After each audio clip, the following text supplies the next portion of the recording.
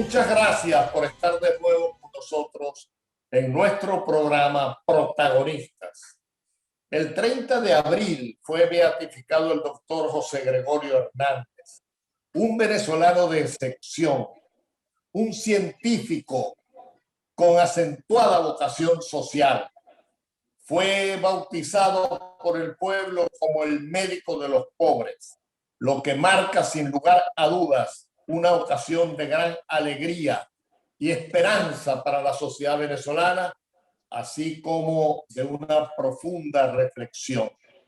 Para ayudarnos en este necesario proceso de reflexión en el dramático contexto de la Venezuela actual, sobre este acontecimiento de tan importante magnitud, le damos la bienvenida a un religioso con características especiales, que será nuestro protagonista de hoy, quien tiene más de 5 décadas de ordenación sacerdotal, el primer arzobispo de Coro, Roberto Líquer León, con quien he compartido una entrañable amistad, no exenta de algunas discrepancias políticas, desde el primer grado de la educación primaria, cuando ya éramos compañeros de curso en el inolvidable Colegio Gonzaga de Maracaibo, dirigido por los padres jesuitas. Por esta razón, he tenido el privilegio de poder dar testimonio de su incesante pastoral para mejorar las condiciones de vida de nuestros conciudadanos, denunciando la opresión, protegiendo a los oprimidos y orando por la conversión del alma de los opresores, sobre todo de aquellos opresores que, además de haberse arrepentido de su apoyo a la actual tiranía, demuestren con sus actos presentes y futuros que de verdad tienen un claro y definido propósito de enmienda. Con él vamos a conversar sobre el impacto de la vida y obra de José Gregorio Hernández en la complejísima situación de la Venezuela actual. Fíjense bien el impacto de la vida y obra de José Gregorio en la complejísima situación de la Venezuela actual. En este sentido, y para entrar de lleno en materia, sería bueno la siguiente pregunta, que es muy pertinente con relación a ti por tu condición sacerdotal. Analizando la vida del doctor José Gregorio Hernández, ¿cuáles crees tú que son las principales lecciones que un venezolano común que habita en nuestro suelo en la actualidad debe aprender? Las principales lecciones. Adelante, Roberto, y bienvenido. Gracias por invitarme a tu programa y gracias por conversar conmigo sobre temas tan importantes como es la figura de José Gregorio Hernández en este momento de tanta dificultad que tiene el país. Yo me leí una biografía muy corta de José Gregorio Hernández hace tiempo y me quedé admirado de ver a un hombre completo, no solamente por ser profesional, sino por ser un hombre civilmente hecho, es decir, era excelente venezolano, cumplidor de su deber. Yo me quedé asombrado de verlo como él muere precisamente haciendo una obra de caridad, comprando medicina para un enfermo que no tenía cómo comprarlas. Y sobre todo, vemos en José Gregorio Hernández no solamente un caballero, un cristiano cumplidor, sino especialmente un médico excelentemente bien preparado, que dedicó su vida al servicio de los enfermos. Es decir, a cumplir con su obligación, con su responsabilidad, con su vocación que tenía. A veces nosotros, los curas, exageramos mucho la vida de los santos. Y decimos a veces, escuchamos biografías muy complicadas. En cambio, José Gregorio no. José Gregorio es un excelente venezolano, un excelente científico, un excelente profesional, un excelente partidario de las cosas buenas del país. Es decir, que para nosotros José Gregorio es modelo de un venezolano eficaz y bien preparado. Y murió haciendo una caridad, buscando medicamentos para una persona que no tenía cómo comprarlos y tenía que visitarnos. Y José Gregorio, cuando tú lees la biografía de José Gregorio, te quedas admirado. Fue el primero que trajo un microscopio. No solamente fue médico, fue científico, fue profesor de la universidad, fue trabajador por la salud de los venezolanos. Y de eso nos sentimos orgullosísimos. Y por eso es beato.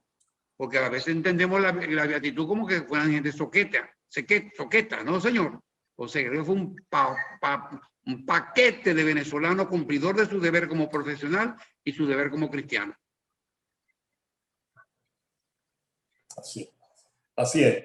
Mira, te iba a preguntar también cuáles son tus impresiones generales sobre el proceso de beatificación de José Gregorio Hernández, la cual tiene lugar en el contexto, esta beatificación, de una pandemia en una nación con un sistema de salud totalmente deteriorado y sin vacunas.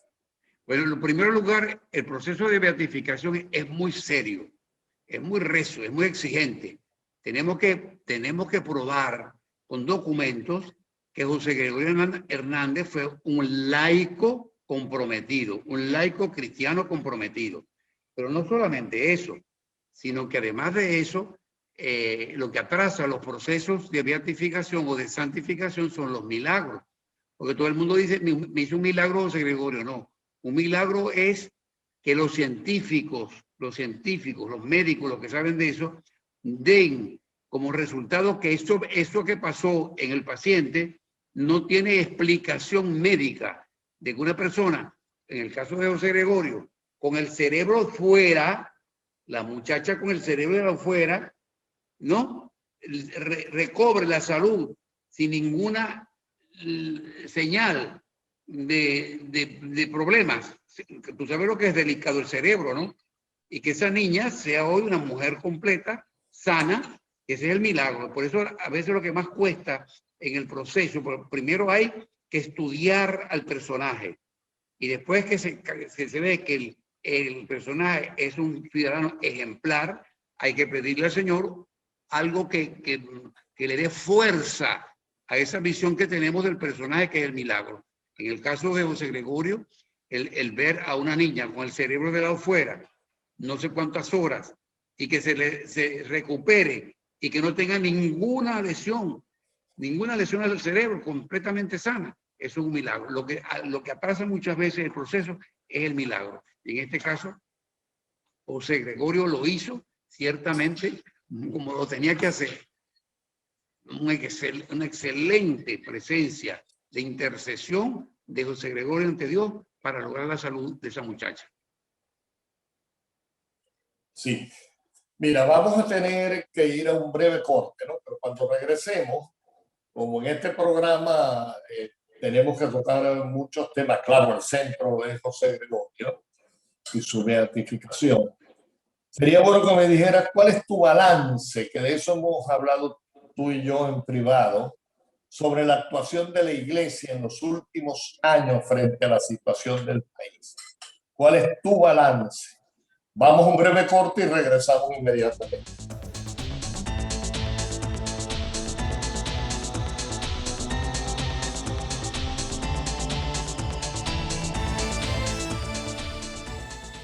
Estamos hablando con el arzobispo de Coro, Roberto Líquer.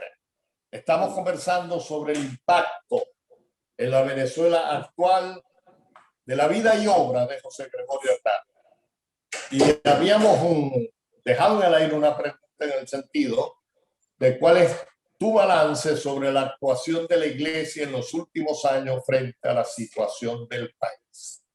Adelante, Roberto. A veces no tenemos la oportunidad nosotros los obispos de que nuestros documentos sean leídos. Es decir, salvo a veces las iglesias que lo lean, pero los documentos de la Conferencia Episcopal han sido muy claros, viendo la situación grave que vive el país. Y si no lo hablamos nosotros, ¿quién lo va a decir? En el caso mío, por ahí dijo Maduro una vez, refiriéndose a mí, que yo no tenía por qué hablar de eso. Yo le respondí, la madre mía no me parió en Marte, ni en Júpiter, me parió en Maracaibo. A mí me duele Maracaibo, a mí me duele Coro, Y tal vez lo más grave para mí personalmente, que no tengo líderes, chicos. No tengo un líder en Coro que sume el descontento regional de los falconianos. Y creo que en Maracaibo tampoco. Todo el mundo está reducido. Dígame, pongamos tequeño crudo. Yo lo llamo tequeño quemado, ¿no? Que sale gobernador con el apoyo de todos los maracuchos, de todos los zulianos. Ay, y se lava las manos y no asuman su responsabilidad. Si yo me vengo para acá, me tengo que venir para acá, y a él lo lanzas de gobernador, te lo estoy diciendo a ti para que se lo digas a él también. Yo no voto por él. Y eso que lo conozco desde muchachito. Quiero mucho a su familia, muy vinculado como tú a la familia de ellos, ¿no? Y que ese caballero que fue electo por una abundante votación zuliana para que nos representara, pues lamentablemente no aceptó. Entonces, ahora yo lo llamo no tequeño crudo, sino tequeño quemado. Tequeño quemado, ¿no? Yo por él no voy a votar. Lo quiero mucho, lo respeto mucho, porque estoy muy vinculado a su familia y a él también, pero no asumió su reto de dar la cara por los zulianos. ¿Cuál es mi gran angustia? Mi gran angustia como arzobispo de Coro. No tengo líderes. Y en Maracaibo tampoco los hay. Líder que dé la cara por Maracaibo, que dé la cara por Falcón, de las terribles necesidades. Ni una brocha de asfalto le han echado a las carreteras de Coro. Los hospitales abandonados, los pobres médicos. 200 enfermeras se nos fueron del hospital, graduadas, se nos fueron del hospital de Coro. De 3 anestesiólogos nos quedó uno, también se fueron, porque no tienen con qué trabajar los médicos. El problema de la salud no es de ahora, es de más de 1 año, 2 años, que los hospitales están manos arriba y los médicos no tienen con qué trabajar. Entonces, tenemos que nosotros, a veces tomar posición, en el caso mío como arzobispo, ser la voz de los que no tienen voz, decir lo que hay y lo que hay que denunciar y decirlo con su nombre y apellido. Es decir, no para criticar por criticar, sino para construir que nos demos cuenta del problema del país y busquemos soluciones a esos problemas del país. Entre las cosas que yo digo, este año que pasó fue feo, muy malo, pero este año que viene va a ser peor, porque es que Maduro no tiene equipo, Maduro no tiene grupo, Maduro se lanza como un buchón y sale a ella a decir cosas que no tienen verdad. Yo le llamo Walt Disney, porque tiene más creatividad que Walt Disney para decir mentiras, ¿no? Lamentablemente. Y el papel de él no es ese. El papel es hablar por los que no tienen voz, defender a los que no tienen voz, defender a los venezolanos en esta crisis grave que vive el país más rico de Venezuela. Nadie puede creer lo que le pasa a Venezuela.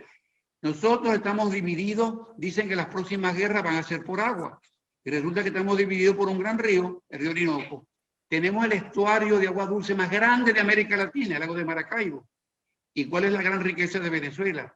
Que el 70% de la población es menor de 30 años. Ojalá pudieran los europeos, los alemanes, los italianos tener la población que tiene Venezuela. Europa es un país de viejos, Venezuela no. Venezuela es un país de gente joven, de gente con ganas de trabajar, que tú y yo tenemos la obligación de prepararlos y de formarlos para que asuman ellos el reto de cambiar a una Venezuela que está en esta terrible tragedia que vivimos actualmente los venezolanos. Bueno, mira, aquí es muy importante la opinión tuya. Yo tengo una opinión bastante diferente con respecto a Juan Pablo, porque había un acuerdo entre los 5 gobernadores para no juramentarse frente a la Asamblea Nacional Constituyente Puria, y porque así la legitima. Y los otros 4 no cumplieron el acuerdo. Pero aquí lo que importa es la opinión tuya, no la mía, que te estamos entrevistando a ti. Además, yo advertí que desde el primer grado de vez en cuando tenemos discrepancias en el orden político, ¿no? Pero a lo que te voy, pero fíjate la gobernadora, que al igual que él salió ese mismo momento a medirse, la Gocha está dando la cara por San Cristóbal, sí. Pero el de aquí no. Sí, está dando la cara. Por eso ya pequeño quemado. Está dando la cara, mira, está dando la cara con la lengua. Porque tiene a Freddy Bernal de protector. Y a quien le dan los recursos a Freddy Bernal, no a ella. Bueno, pero yo a la que Entonces, veo en la televisión es a Pablo, ella. caramba. Bueno, yo a la que veo es a ella. Y dando la cara por San Cristóbal, ¿no? Ese sería el Bueno, papel de nuestro amigo, de los que conozco desde chiquito, dar la cara por nosotros los zulianos. Yo no tengo líderes. En Córdoba yo no tengo líderes. No tengo un líder. Mira, Y Acción Democrática mira, okay, lo que me interesa es la opinión tuya, lo que interesa es la opinión tuya. ¿Qué?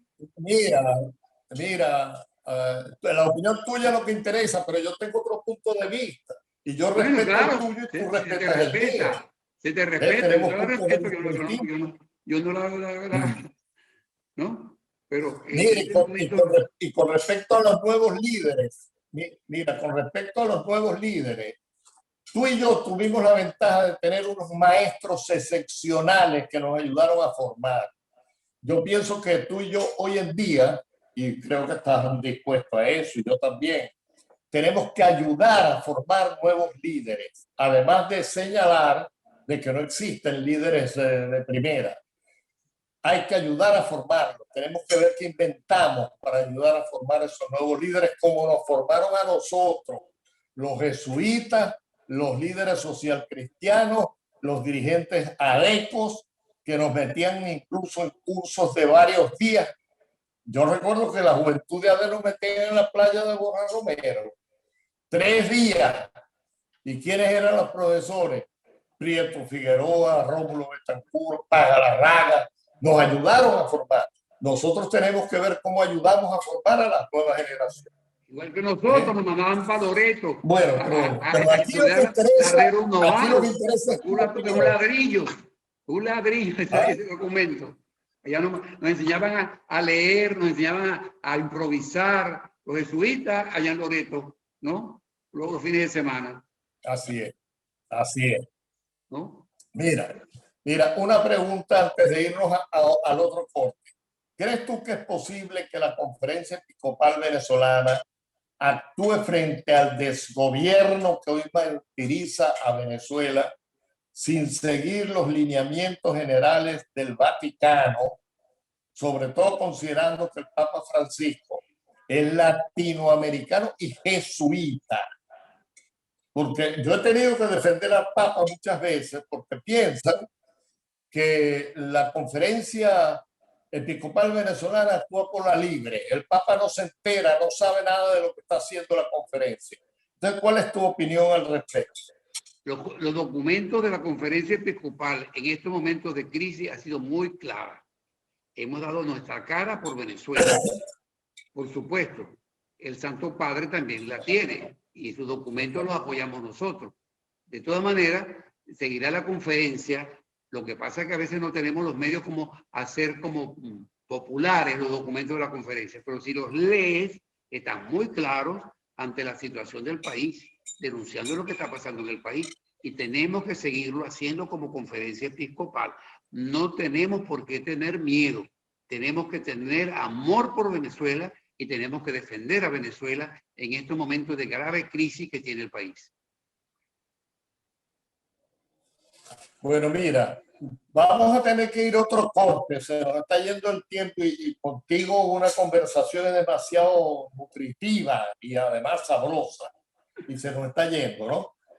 Dime una cosa, ¿de dónde emergió tu vocación sacerdotal, considerando que tu querido padre era alemán y creo, ¿no?, que no profesaba la religión católica? Aguántate, aguántate un minuto y cuando vengamos después del corte me contestas esta pregunta y seguimos conversando de otras cosas, ¿ok?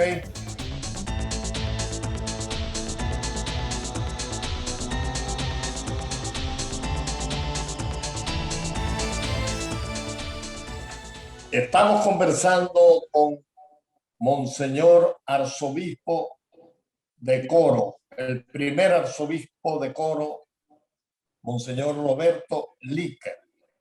Y habíamos dejado en el aire una pregunta muy personal, pero yo estoy seguro que la gente que nos está siguiendo por la televisión tiene interés en saber de dónde emergió tu vocación sacerdotal, considerando que tu querido padre era alemán, era un ingeniero y creo que no profesaba la religión católica, sino otra fe.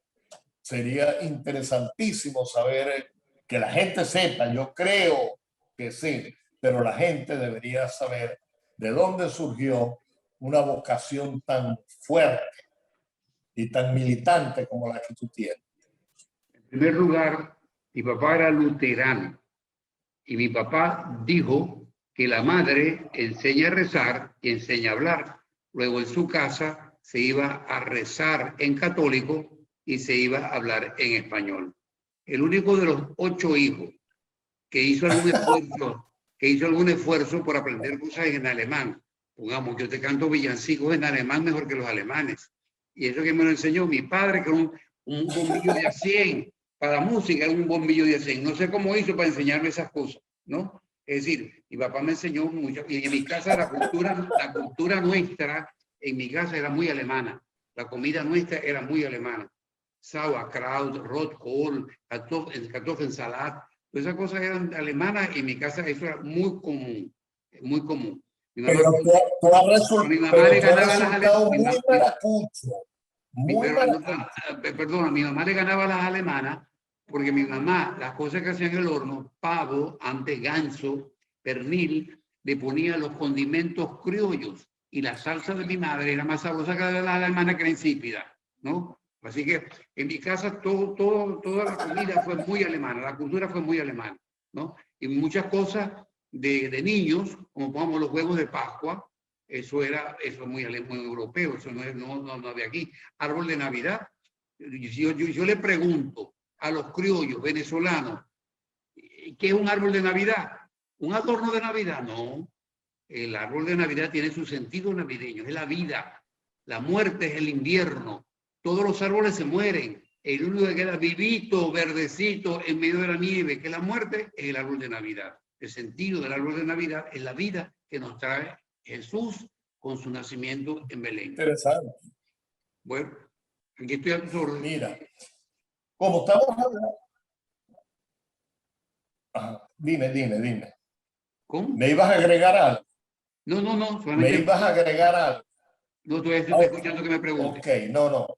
Mira, como estamos hablando de José Gregorio como figura central, y José Gregorio fue un hombre de fe, pero un científico, creo que fue al Papa Francisco que le he escuchado decir que donde termina la ciencia comienza la fe. ¿Qué opinas al respecto?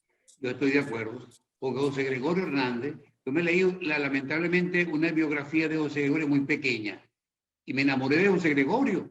José Gregorio era un venezolano ejemplar, no solamente como religioso, como católico, un ejemplar, excelente médico, excelente investigador. Entiendo que el primer microscopio que llegó a Venezuela lo trajo José Gregorio. Abrió a las puertas de la ciencia para los jóvenes el área de la investigación, el área de la ciencia. Fue un hombre tan completo como profesional, porque entendió que a veces nosotros los curas manejamos mal esa expresión, la santidad. ¿Qué entendemos por santidad? Entonces la gente que cree que para ser santo hay que estar haciendo milagros. No. Santidad es cumplir con tu deber, cumplir con tu responsabilidad, cumplir con tu profesión y hacerlo con excelencia. Y eso lo hizo José Gregorio. José Gregorio se santificó trabajando, no solamente como médico, sino como científico, como profesor universitario. Era muy exigente como profesor universitario y sobre todo dando ejemplo civil de un cristiano comprometido. Mira, ¿qué experiencias has tenido tú respecto a las diversas y múltiples manifestaciones que se le atribuyen a José Gregorio Hernández de manera directa o a través del vasto pueblo católico del cual tú has sido y eres pastor? Tú has sido y eres pastor de un vasto pueblo católico. ¿Qué experiencias has tenido tú con respecto a esas diversas y múltiples manifestaciones que se le atribuyen a José Gregorio Hernández? ¿Cómo las maneja? José Gregorio es un santo popular. Dice que el entierro de José Gregorio, no ha habido un entierro en Caracas como el de José Gregorio. Todo Caracas fue el entierro de José Gregorio. A José Gregorio se le conoció como médico, como profesional, y no solamente como médico, sino como cristiano comprometido. Era de misa diaria, de comunión diaria, ¿no? Y no hacía alarde de eso. Dicen que él tenía la costumbre, tal vez me va a salir una mala palabra, de repartir medallitas de la medalla milagrosa. Ahorita no me acuerdo del colega de él, que era ateo, ¿no? Y entonces en los descuidos de él le metí una medallita milagrosa en la bata. Cuando él se metía la mano en la bata, le agarraba la medallita milagrosa. Pendejada de José Gregorio. Esa es la expresión que daba él de la medallita que conseguía. Porque pretendía la conversión, que se convirtiera, que no fuera tan ateo, ¿no? José Gregorio, tú te lees la vida de José Gregorio y vas a conseguir un venezolano ejemplar. No solamente por ser cristiano, de misa diaria, de comunión diaria, sino por excelente profesor de la universidad. Él abrió el campo de la investigación a los jóvenes venezolanos. Él cumplió con su obligación, murió haciendo una obra de caridad, llevando medicina a una enferma que tenía que ver y no tenía cómo comprarla. Es decir, que cuando venga la biografía, porque la mía fue muy chiquita, yo me la tengo que leer, porque ciertamente tengo de él una gran imagen, de un excelente cívico militar, cívico venezolano profesional. No era un pistolo que estaba todo el día con el rosario en la mano, no, cumplía con sus obligaciones cristianas y con sus obligaciones profesionales de excelencia. No, mira, a mí me ha pasado igual. En la medida que voy conociendo de José Gregorio, lo voy admirando muchísimo, porque fue un ejemplo desde el punto de vista de la fe cristiana, practicante. Bueno, lo que tú dices, ¿no? Científico, y además de eso, un gran docente. Incorporó 4 materias a los estudios de medicina. Yo tengo aquí una relación de la vida de José Gregorio que no la puedo comentar completa ni leer. Es larga, es larguísima. Es muy corta, ¿no? Pero tiene una gran cantidad de cosas. Ahora mira, hablando de los liderazgos, ¿cuál fue el mejor aporte que recibió tu formación integral, la tuya, de tu pasantía en primaria y bachillerato por el Colegio Gonzaga de Maracaibo, dirigido por los jesuitas? ¿Tienes algún recuerdo especial que nos puedas contar? Pero lo que te voy a decir, porque tú eras adeco en esa época, tú eras adeco, ¿no? Los jesuitas nos llevaban a Loreto. Sí, señor. Nos llevaban a Loreto los fines de semana, a bañarnos Loreto era la playa. No, para bañar la playa. No. Para leer la Rerum Novarum, que es un ladrillo de la doctrina social de la iglesia, a enseñarnos a hablar, a enseñarnos a improvisar. Eso lo hicieron los jesuitas. De ahí salió la juventud copellana de Maracaibo, de esos grupos, de esos momentos en que íbamos a la playa a bañarnos a la playa. No. Ahí estaban los jesuitas enseñándonos a improvisar, enseñándonos a hacer discursitos, enseñarnos a leer, a resumir lo que habíamos leído, es decir, a formarnos. No, acuérdate que nos formaron no fueron los copellanos, los socialcristianos. Eso como que no existían en esa época, pero existía Copey, por supuesto.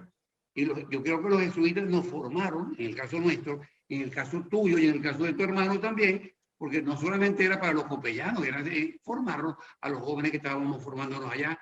Esas fines de semana en Loreto eran muy productivos para nosotros. Bueno, yo tuve la gran suerte de que una playa que está un poquito más adelante de la de Loreto, la de Antonio Borja Romero, por La Rosita, nos reunían a los líderes jóvenes de AD para darnos cursos de formación política, ciudadana, ¿no? Entonces yo tuve la suerte de recibir las dos cosas, la de los jesuitas y la de los líderes adecos, que gracias a Dios me ayudaron a formar ambas, ninguna en particular, ambas. Ahora mira, hay lo siguiente, ¿no? Yo creo que deberíamos hacer algunas conclusiones de esta conversación tan buena que hemos tenido. Yo voy a referirme a unas 2 o 3 conclusiones y después tú agregas todo lo que quieras para que vayamos redondeando, pues se nos está acabando el tiempo, lamentablemente. Yo creo que José Gregorio Hernández es un ejemplo excepcional en Venezuela de cómo es posible combinar con excelencia las virtudes cristianas con el rigor científico y la dedicación docente. Además, José Gregorio Hernández también demostró que un laico, como cualquiera de nosotros, puede imprimirle heroísmo al ejercicio de su fe en Cristo. Y además, el reconocimiento por parte del Vaticano, por supuesto, basado en un milagro comprobado, significa en estos momentos para Venezuela un mensaje profético lleno de esperanza y un gran estímulo para la lucha por un futuro mejor. Esas son algunas de las conclusiones a las que yo creo que podemos llegar. Ahora te toca a ti enriquecerla y agregar cualquier cosa adicional para irnos despidiendo de este programa que ojalá no se hubiera acabado tan rápido. En primer lugar, decirte y decirle a los amigos políticos, de los grupos políticos que tenemos en Venezuela, llámese Acción Democrática, llámese CUPEI, llámese el MAP, que asuman su papel de líderes políticos para denunciar, no solamente denunciar por denunciar, sino denunciar para construir, porque nadie puede entender que un país como Venezuela, tan inmensamente rico, ver a un Dios ha bendecido a Venezuela con carbón, con hierro, con oro, con agua, ¿no? Esté viviendo la situación que estamos viviendo. Por eso yo creo que los políticos de hoy tienen que mirar con mucha preocupación al país al cual ellos se dividen. ¿Qué entendemos por política? Política no es pegar afiche, política no es gritar duro, política es trabajar por el bienestar común de los venezolanos. Llámese COPEI, llámese Acción Democrática, llámese el MED, llámese cómo se llama. Es por el bienestar de los venezolanos. Y eso lo tienen que hacer. No solamente para pegar afiches, no solamente para gritar duro, no solamente para insultar, sino para construir, para rescatar un país que se nos está yendo de las manos. Venezuela no puede ser que no tengamos agua, que no tengamos servicio. A Coro en 20 años no le han pegado una pelota de asfalto a las calles de Coro. Entonces está cayendo. 200 enfermeras se nos fueron de Coro. De 3 anestesiólogos, 2 se fueron porque no tenían cómo trabajar. Es decir, el problema de la salud no es de ahora. Ahora se puso en crisis con la pandemia, pero los hospitales estaban totalmente abandonados. Los médicos no tenían cómo trabajar. Muchos médicos se nos fueron de Coro, y casi 200 enfermeras graduadas se fueron de Coro porque no tenían cómo trabajar. Entonces, ante ese hecho, de esa crisis de salud, nos llega la pandemia y no consigue manos arriba, lamentablemente. Por eso vuelvo a insistir, y esto se lo digo a los que están gobernando: abran los ojos, piensen en Venezuela, piensen en producir, entiendan que gobernar no es decir, no me hablar duro. Ser político es trabajar por el bienestar común de los venezolanos, sean copellanos, ADECO, MEPECO, etcétera, etcétera. Ese es el trabajo de un político, trabajar por el bienestar de los venezolanos. Y pareciera que no conseguimos líderes ni de Acción Democrática, ni de COPEI, ni del MAS, ni de nada. Hablar es hablar y producir, hacer constancia, que no solamente la denuncia es necesaria, sino con la denuncia hacer el esfuerzo por ver cómo construimos y cómo salimos de esta crisis tan grave que tiene nuestro país. Mira, me encanta el llamado que estás haciendo, porque estás haciendo un llamado al liderazgo profético, que se caracteriza por denunciar y anunciar. Denuncio y anuncio, la construcción. Y estás en la onda, muy en la onda del Papa, en la alegría del Evangelio, el primer documento que produjo. En la página 186, el Papa se refiere a que él reza porque surjan nuevos políticos, pero políticos que entiendan la política como una entrega, como una vocación, como un apostolado. Ese llamado tuyo coincide totalmente con esto. Un placer haberte tenido en el programa, mi querido. Perdona que te llame Roberto y no arzobispo, Desde primer grado. No me llamaban flaco, pues. Primer grado. Ahí viene el flaco Ali, que me llamaban el flaco. Bueno, gracias por invitarme a tu programa. Gracias por conversar contigo y conversar con el público a través del programa. Y sobre todo, yo le pido al Señor dos cosas. Primero, que me dé salud, que no me quite la cabeza. Y segundo, Señor, si me vas a dar cáncer en la lengua, no. En cualquier parte menos en la lengua. No, yo creo que el Señor te va a complacer. Amén. Estoy seguro de que te va a complacer. Gracias, bueno, gracias. Okay. Un gran abrazo y hasta pronto. Yo te lo pago. Gracias por invitarme. Bueno, muy pronto. Feliz fin de semana. Muy pronto estaremos de nuevo con ustedes por nuestro programa Protagonistas, por Visión Democracia TV, Construyendo Futuro. Hasta luego. Hasta luego, gracias. Este programa llegó a ustedes gracias a Codesol, asociación civil con más de 18 años de experiencia desarrollando en las comunidades un sentido ético de la vida.